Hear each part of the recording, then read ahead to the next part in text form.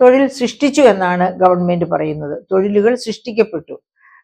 തൊഴിലുകൾ സൃഷ്ടിക്കപ്പെട്ടു എന്ന് ഗവൺമെന്റ് പറയുമ്പോൾ ഏത് തൊഴിലാണ് സൃഷ്ടിക്കപ്പെട്ടത്? നമ്മൾ കണ്ടതാണ്. അതായത് സെക്രട്ടേറിയറ്റിന് മുൻപിൽ കിടന്നും അമ്പലത്തിന് ചുറ്റും ചെയ്യുന്നത് പോലെയുള്ള ശയന പ്രദക്ഷിണം നടത്തിയും, അതായത് PSC റാങ്ക് ലിസ്റ്റിൽ ഉൾപ്പെട്ട ഉദ്യോഗാർത്ഥികൾ അവരുടെ അപ്പോയിന്റ്മെന്റ്സ് നടത്തുന്നില്ല എന്ന് പറഞ്ഞ് പ്രദക്ഷിണം നടത്തുന്നതും ഒക്കെ നമ്മൾ കണ്ടു. ഈ അടുത്ത നാളില് വീണ്ടും ഇതേ പ്രദക്ഷിണം നടത്തുകയും പ്രതിഷേധിക്കുകയും ചെയ്യുന്നതൊക്കെ നമ്മൾ കണ്ടു. ഈ കഴിഞ്ഞ വർഷങ്ങളിലൊക്കെ തന്നെ ഇതുപോലെയുള്ള ഒന്നാം പിണറായി ഗവൺമെന്റിന്റെ കാലത്തും രണ്ടാം പിണറായി ഗവൺമെന്റ് 3 വർഷക്കാലത്തും ഇതുപോലെ തൊഴിലില്ലായ്മ മൂലം നരകിക്കുന്ന യുവാക്കൾ പ്രശ്നം, അതായത് സെക്രട്ടേറിയറ്റ് നടക്കലും ഒക്കെയായിട്ട് പ്രശ്നങ്ങൾ സൃഷ്ടിച്ചിരുന്നു. അങ്ങനെ പ്രശ്നങ്ങൾ സൃഷ്ടിച്ചിരുന്ന അവസരത്തിൽ നമ്മൾ മറ്റൊരു കാര്യം കൂടി, അതായത് തൊഴിൽ സൃഷ്ടിക്കപ്പെട്ടു എന്ന് അദ്ദേഹം അഭിമാന പുരസ്സരം പറയുമ്പോൾ നമ്മൾ ഓർക്കേണ്ടത്, ഇന്ന് തന്നെ നമ്മൾ ചാനലുകളിൽ കണ്ട ഒരു ഇതാണ്. അതായത് കണ്ണൂരിൽ നിന്നുള്ള ഒരു മെസ്സേജാണത്. നമ്മുടെ കൈത്തറി മേഖലയിൽ കഴിഞ്ഞ ചില മാസങ്ങളിലൊക്കെ ഇടയ്ക്കിടയ്ക്ക് ശമ്പളം പേരിന് മാത്രം, അതായത് 1 മാസത്തെ ശമ്പളം കിട്ടും, പിന്നെ കുറെ മാസത്തെ കിട്ടില്ല, അങ്ങനെ കിട്ടിക്കൊണ്ടിരിക്കുന്നു. അവർ കഷ്ടിച്ചങ്ങ് ജീവൻ നിലനിർത്തി പോരുന്നു. ഏകദേശം 23 മാസത്തെ ശമ്പളം പോയ കാലത്തേത് ഇപ്പൊ കിട്ടാനുണ്ട് എന്നാണ് ചാനലിൽ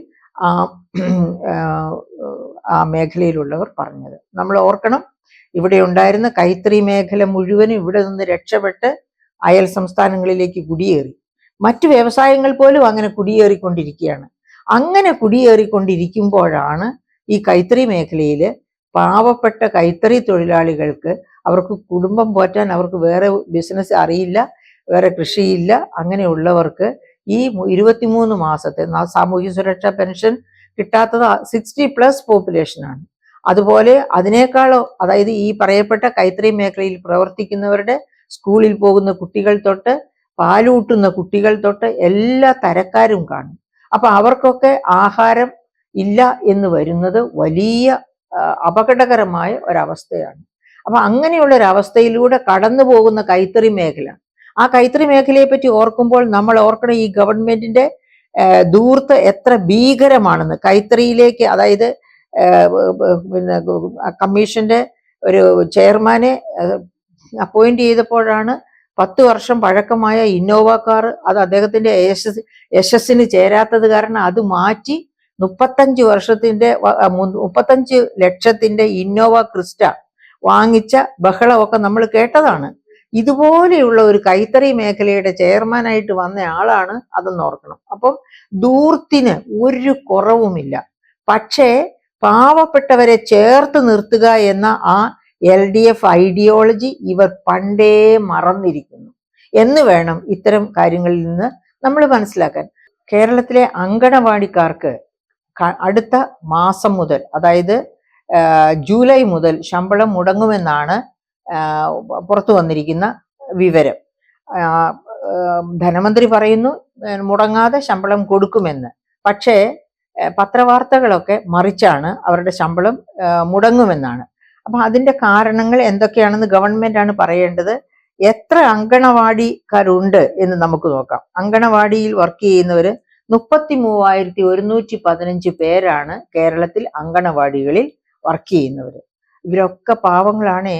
ഇവരുടെ ശമ്പളം മുടങ്ങും എന്ന് പറഞ്ഞാല് ഇവർ അങ്കണവാടിയിൽ ചെയ്യുന്നത് കൊച്ചു കുഞ്ഞുങ്ങളെയാണ്, നമ്മുടെ കൊച്ചു മക്കളെയാണ് അവർ പരിപാലിക്കുന്നതും അക്ഷരം പഠിപ്പിക്കുന്നതും അവരെ കളിക്കാൻ പഠിപ്പിക്കുന്നതും അവരുടെ കൂടെ കളിക്കുന്നതും. അങ്ങനെയുള്ളവർക്ക് ശമ്പളം നിന്നു പോവുക എന്ന് പറഞ്ഞാൽ അത് അചിന്ത്യമായ ഒരു കാര്യമാണ്. അപ്പം ഈ 13,000 രൂപയാണ് അവരുടെ ശമ്പളം. 60,000-ത്തിലധികം പേരുണ്ട് അങ്കണവാടിക്കാരായിട്ട്. ആ അങ്കണവാടിക്കാർ, അതായത് 33,115 അങ്കണവാടികൾ. ഈ അങ്കണവാടികളിൽ 60,000-ത്തിലധികം പേർ തൊഴിൽ ചെയ്യുന്നു. ഈ 60,000-ത്തിൽ-അധികം പേരുടെ ശമ്പളം, പ്രതിമാസ ശമ്പളമാണ് ഞാൻ പറഞ്ഞ 13,000 രൂപ. 13,000 രൂപ തന്നെ കേന്ദ്രവും സംസ്ഥാനവും പങ്കിടുകയാണ്. സംസ്ഥാനത്തിന്റെ പങ്ക് എത്രയാണ്? 5,800 രൂപ. കേന്ദ്രത്തിന്റെ പങ്ക് എത്രയാണ്? 7,200 രൂപ. അപ്പൊ അങ്കണവാടി കാർക്ക് കൂടുതൽ ശമ്പളത്തിന്റെ കൂടുതൽ ഭാഗം കൊടുക്കുന്നത് കേന്ദ്രമാണ്. സംസ്ഥാനവും 5800 രൂപ പ്രതിമാസം കൊടുക്കുന്നുണ്ട്. അപ്പൊ ഇങ്ങനെ കൊടുക്കുന്ന ഈ 13,000 രൂപയാണ് അടുത്ത മാസം മുതൽ മുടങ്ങും എന്ന് പറയുന്നത്. നമ്മൾ ഓർക്കേണ്ട കാര്യം, ഈ പാവപ്പെട്ടവർക്ക്, അതായത് നമ്മൾ നേരത്തെ സൂചിപ്പിച്ചതുപോലെ സാമൂഹ്യ സുരക്ഷാ പെൻഷൻ കിട്ടുന്ന അവരുടെ പോലെ തന്നെ പ്രധാനമാണ് ഈ അംഗനവാടി ടീച്ചേഴ്സിന്റെ ശമ്പളം എന്ന് പറയുന്നത്. കാരണം ഇവര് ചെറുപ്രായത്തിലുള്ളവരാണ്, അവർ ഒരു പക്ഷേ കുടുംബസ്ഥരായിരിക്കാം.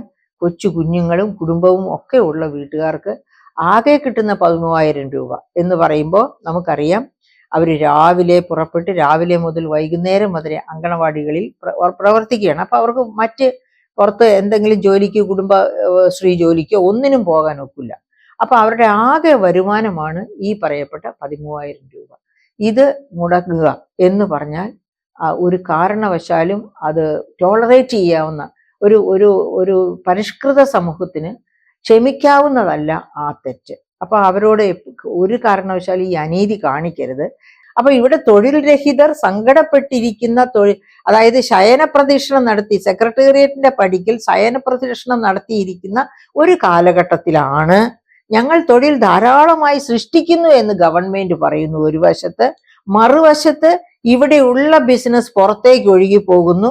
അതായത് പുഴയ്ക്കൽ, തൃശ്ശൂർ ഡിസ്ട്രിക്റ്റിലുള്ളതാണല്ലോ പുഴയ്ക്കൽ ഇൻഡസ്ട്രിയൽ എസ്റ്റേറ്റ്, ഗവൺമെന്റ് തന്നെ തുടങ്ങിയത്.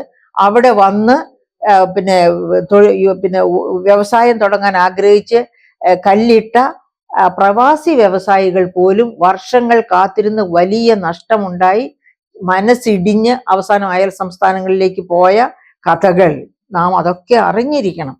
അത് ഒരു വശത്ത് കിടക്കുന്നു. ആ വശത്ത് തന്നെയാണ്, അപ്പോൾ തന്നെയാണ് നമ്മൾ ഈ കൈത്തറി മേഖലയുടെ ഈ പ്രതിസന്ധി കാണുന്നത്. അത് കണ്ണൂരിൽ മാത്രമല്ല, ഇവിടെ ബാലരാമപുരത്തോ എവിടെയും, കേരളത്തിൽ എവിടെയും കൈത്തറി മേഖലയിൽ ഇതേ പ്രതിസന്ധി ഇത്രയുമോ അല്ലെങ്കിൽ ഇതിനേക്കാൾ രൂക്ഷമോ ആയ രീതിയിൽ മുന്നോട്ട് പോവുകയാണ്. അപ്പൊ ഇത് ഗവൺമെന്റ് കണ്ടില്ല എന്ന് നടിക്കുകയാണോ?